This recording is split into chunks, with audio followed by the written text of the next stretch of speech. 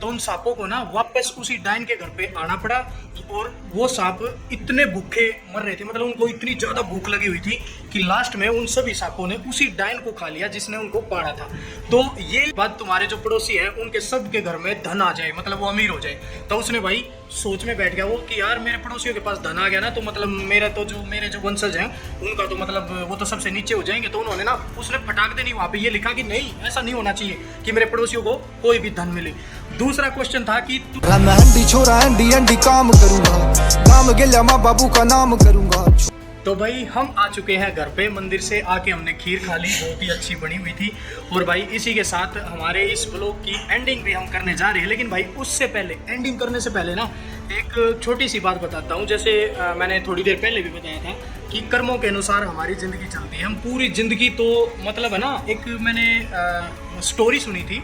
Story तो बिल्कुल छोटी सी थी, छोटी ही मतलब है ना, मैं एक शॉर्टकट में सुनाता हूँ। वैसे तो हमारी जो दादी जी है उन्होंने सुनाई थी कभी। ये एक डायन थी, उस डायन ने ना शॉर्टकट अपनाया जिंदगी में कामयाब होने का। उस डायन ने पता क्या किया, अपने घर में बहुत सारे मटके रख लिए और उन मटकों में ना छोटे छोटे सांप के बच्चे मतलब डाल दिए। सांप पालने का उसने बिजनेस कर लिया कि ये जब सांप बड़े होंगे ना तो मैं इन सांपों को लोगों के घरों में छोड़ दूंगी और ये सांप सबको डस लेंगे और सब मर के इस दुनिया से चले जाएंगे और उनका जो कुछ होगा ना वो मुझे मिल जाएगा, मतलब मैं सबसे ऊपर हो जाऊंगी। ये उस डायन की सोच थी। जैसे जैसे समय बीतता गया वो सांप बड़े हो गए मटके के अंदर, मतलब एक छोटा सपोले से बड़े सांप हो गए। उस डायन के घर में हजारों सांप उसने पाल लिए, सिर्फ ये गलतफहमी में कि ये लोगों को जाके डसेंगे और तुम सबसे ऊपर हो जाओगी, ये सोच थी उसकी। लेकिन क्या हुआ, जैसे समय बीता ना, समय जब लंबा हुआ तो जिस दिन बारी आई सांपों को छोड़ने की, तो भाई एक दिन वो दिन आ गया कि डायन ने ये डिसीजन लिया कि मैं सभी सांपों को छोड़ देती हूँ। आस पड़ोस के अंदर या उसके परिवार के अंदर जो भी होगा सबको ये सांप डस लेंगे और मैं सबसे ऊपर हो जाऊंगी। लेकिन भाई जैसे ही उसने सांपों को छोड़ा और वो सांप जैसे ही उसके घर से बाहर निकले लोगों को डसने के लिए, तो भाई सभी जो लोग थे ना, जो भी गाँव वाले थे, जो भी मतलब वहाँ रहता था, मतलब सब ने अपने घर के दरवाजे बंद कर लिए। सब अपने घर में भगवान की पूजा कर रहे थे और सब ने भगवान के ऊपर भरोसा करके बैठ चुके थे कि भगवान आपके ऊपर भरोसा है कि हमें कोई भी सांप डसेगा नहीं। और भाई जिस घर में भगवान वास करते हो ना, वहाँ सांप तो क्या, दुनिया की कोई ताकत भी घुस नहीं सकती। तो भाई सब ने अपने दरवाजे बंद कर लिए, सबके घर पे सांप नहीं घुस पाए।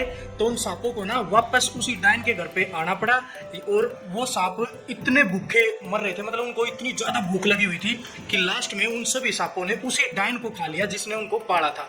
तो ये कर्मों के अनुसार चीजें चलती हैं कि कोई अगर ये सोचे, हाँ ओके, अगर कोई ये सोचे कि हम अपनी जिंदगी में झाड़ फूक या कुछ भी बुरे कर्म करवा के या किसी के घर का नाश करवा के हम जिंदगी में आगे बढ़ जाएंगे, तो ये शॉर्टकट कभी मत अपनाना। आप है ना, लोगों के लिए जितना अच्छा सोचोगे, जितना अच्छा करोगे, उससे लाख गुना ज्यादा भगवान आपको देगा। हिम्मत के साथ बस अपनी जिंदगी में आगे बढ़ते रहो, मतलब लोगों को मार के मत सो। ऐसे ही एक छोटी सी स्टोरी और है भाई, मतलब मैं सुनाना चाहता था काफी दिनों से, आज मतलब श्राद्ध थे ना वो पूरे हो चुके, तो इसलिए मैंने आज का दिन ही चुना ये स्टोरी सुनाना।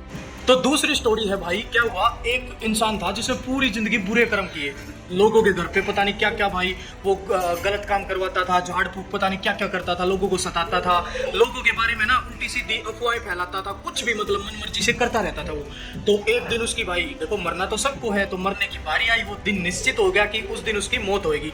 तो भाई जो हमारे धर्मराज जी हैं उन्होंने आदेश दिया कि जाओ भाई इनको लेके आओ, इनके जो दिन हैं वो पूरे हो चुके हैं। तो भाई हमारे यमराज जी उनको लेने आए।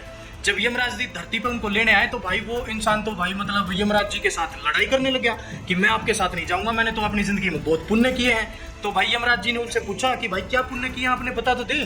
तो उन्होंने कहा, उस इंसान ने कहा कि मैंने पूरी जिंदगी में ना पूरे 101 हवन करवाए हैं, तो इसलिए मैं आपके साथ अभी नहीं जाऊंगा, मुझे तो और दिन चाहिए जीने के लिए, कुछ और अच्छा करूंगा मैं।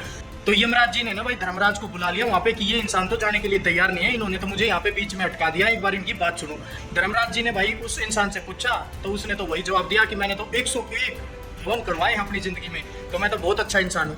तो धर्मराज जी ने उनको बोला कि आप क्या चाहते हो, कि उन्होंने फिर उस इंसान ने धर्मराज जी को बोला कि मैं चाहता हूँ कि मुझे और समय दिया जाए जीने के लिए। तो धर्मराज जी ने बोला कि ठीक है मैं आपकी ये इच्छा पूरी करूंगा, लेकिन तुझे 5 सवालों के जवाब देने पड़ेंगे। तो धर्मराज जी ने ना उनके हाथों में एक बुक पकड़ा दी कि इस बुक के अंदर वो 5 प्रश्न है, आप उनको पढ़ो और बस उनके जवाब दो।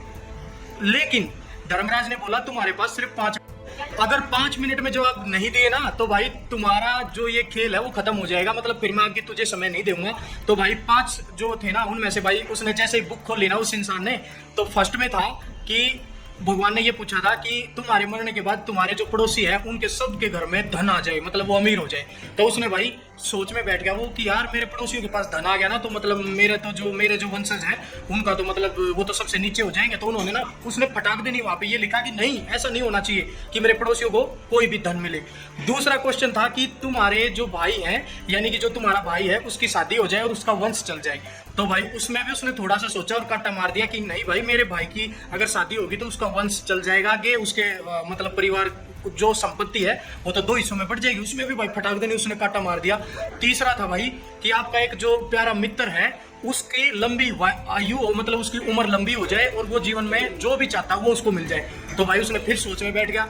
तो भाई वो बोला नहीं, मेरे दोस्त को ऐसा कुछ नहीं मिलना चाहिए, ना उसकी जो उम्र है वो लंबी होनी चाहिए। उसने फटाक देने काटा मार दिया। तो भाई 4 नंबर पे जो क्वेश्चन था ना उसमें ये लिखा हुआ था कि तुम्हारे जाने के बाद तुम्हारे जितने भी रिश्तेदार हैं वो सब आगे बढ़े, अपने जीवन में सफलता पाएं और बस मतलब उनके घर में किसी भी चीज की कमी ना हो। भाई वो फिर सोच में बैठ गया और उसने फिर वहां पे कट्टा लगा दिया कि नहीं, मैं नहीं चाहता कि मेरे मरने के बाद मेरे रिश्तेदार सुकून की जिंदगी जिए, मस्त जिए, उनको सब कुछ मिल जाए। उसने फटाक देने कट्टा लगा दिया भाई।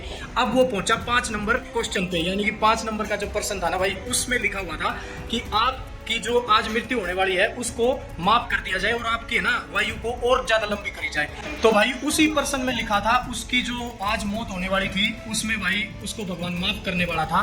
और जैसे ही वो पेन से ये लिखने वाला था ना कि हाँ ऐसा कुछ हो जाए कि मेरी लंबी उम्र हो जाए और आज यमराज जी मुझे पकड़ दे, जैसे ही पेन चलाने वाला था ना धर्मराज जी बोले कि रुक जाओ।